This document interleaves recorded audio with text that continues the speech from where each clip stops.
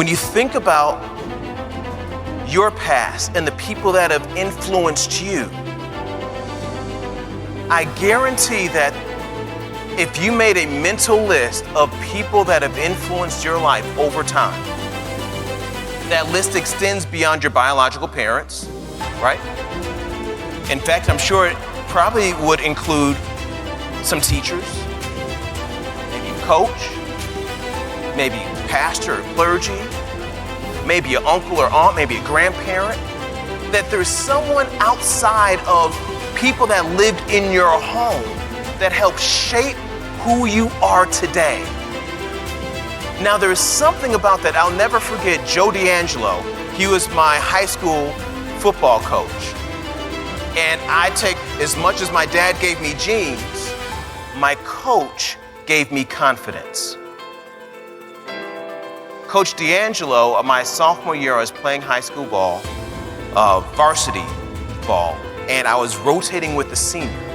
And this was back in the day when they first put in the lights on the field, and so we had the first night game and had the little local cable company come in to televise the game. So I'm thinking it's like ESPN, like this is a nationally televised game, and like it's a big deal in my mind. It's probably just like 2 people watching the game, but in my mind, there's a lot of people watching it.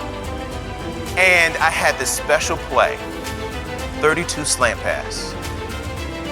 Fake run, and I go deep when the quarterback was supposed to throw me a bomb to score. And it was just that time of game. He calls a play. And I remember running into the side to the huddle. I told Mike Montico, my quarterback, "Hey, it's 32 slant pass." And he said, "All right, let's go. 32 slant pass on 1. 32 slant pass on 1. Ready? All right."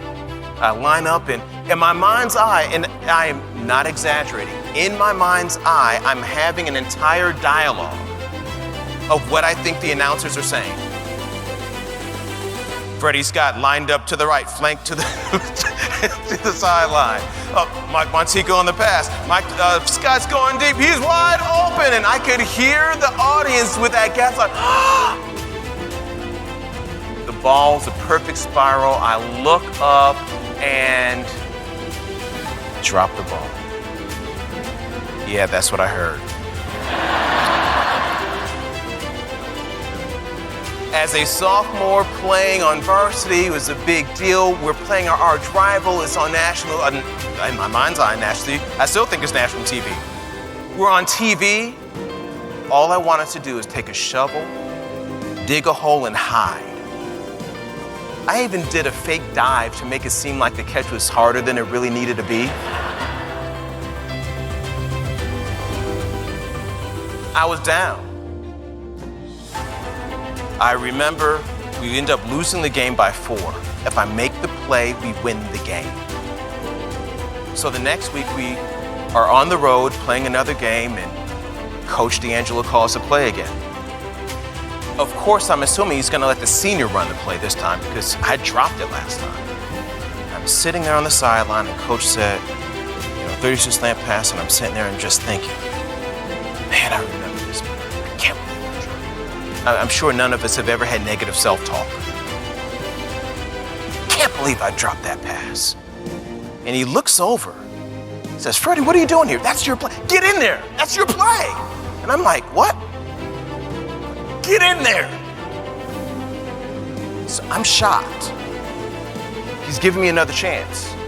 And didn't just say, I'm giving you another chance. He said, that's your play. Run on the field. I told the senior, get out. This is my play.